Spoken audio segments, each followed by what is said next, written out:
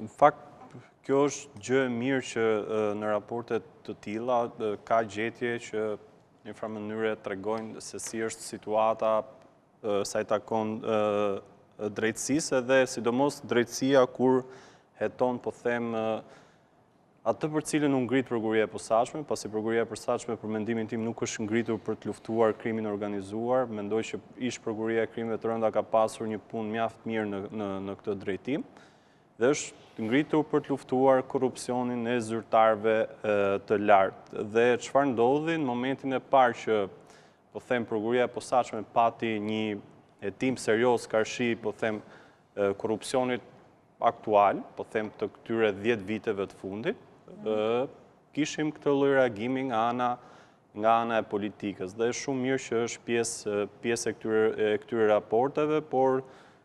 kam përshtypjen që nuk duhet të ngeli këtu, vetëm tek bërja pjesë, ju do thoni që Europianët këtë kanë punë që ta bëjmë shqetësimet e tyre të bëjmë pjesë të këtyre raporteve, por kam përshtypjen që duhet jetë një presion pozitiv ndaj të gjitha palëve, sidomos atyre politike, që kur vjen puna tek hetimet që kryen prokuria e posaçme në raport me politikan të njërit krah apo të krahut tjetër, në një farë mënyrë të respektohet ky vendim, dhe më pas ne kemi një gjykatë e cila vendos nëse prokuria e posaçme ka bërë gabim me hetimin e saj apo ka bërë sakt. Deri në këto momente ne nuk kemi një vendim gjykate që të hedh poshtë pretendimet e prokurisë në raport me kryetarin e Bashkisë së Tiranës, Erion Velia.